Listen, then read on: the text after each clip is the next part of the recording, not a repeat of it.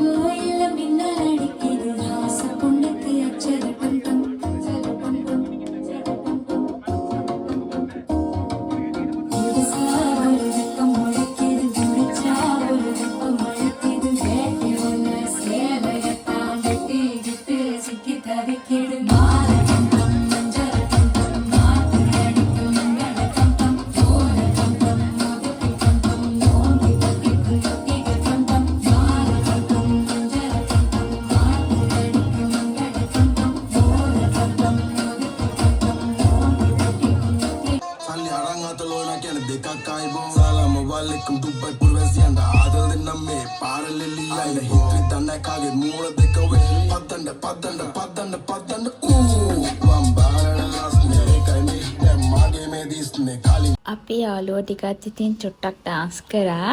හොඟ කාලෙකින් හම්බෙච්ච නිසා මාර සතුටින් තමයි අපි සේරමලා හිටියේ. ඉතින් යාළුවෙක්ගේ වෙඩින් එකදී හම්බුනොත් ඇරෙන්න දැන් යාළුවෝ හම්බෙන්නෙම නැති තරම්. ජීවිතය ඉතින් එහෙම තමයි නේද?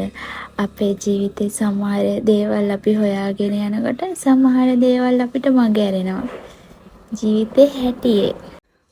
දැන් ඉතින් බ්‍රයිට් යන්න තමා හදන්නේ. අපි බ්‍රයිට් එකකින් කතා කරලා ආවා. මෙහෙම වෙඩින් එකට ගියපුවාම මට මගේ වෙඩින් එක තමා මතක් වෙන්නේ. අම්මලා තාත්තලා මල්ලිලා දාලා යනකොට කොච්චර දුකද ඒක දරා ගන්න හරිම අමාරුයි. බ්‍රයිට් ගියාට පස්සෙත් අපි ටික දෙනා කතා කර ඉඳලා මම ආවා ගෙදර. පයින් ආවා. අපේ ගෙවල් ළඟ තිබ්බ නිසා චුට්ටක් දුර එනකොට අපේ තාත්තත් ආවා මාව එක්ක යන්න. මේ යන ගමනොත් මම ඉතින් කල්පනා කර යන්නේ අම්මලා තාත්තලා නැති වුණාම අපි කොච්චර දේවල් තනියම කරගන්න පුරුදු වෙනවද? අපිට ජීවිතේ වගකීම් ගොඩක් දැනෙන්නේ එයාලා නැතුව අපි තනියම ජීවත් වෙන්න පටන් ගත්ත දවසට. ඉතින් අදට මේ චූටි වීඩියෝ එක ඉවර කරන්නම්. අලුත් ලස්සන වීඩියෝ එකකින් ඔයාලා ළඟට ආයෙත් එන්නම්. Thank you මාව අහන් හිටියටයි බලන් හිටියටයි. bye. පරිස්සමින් සතුටින් ඉන්න ඕනේ ඔයාලා සේරම.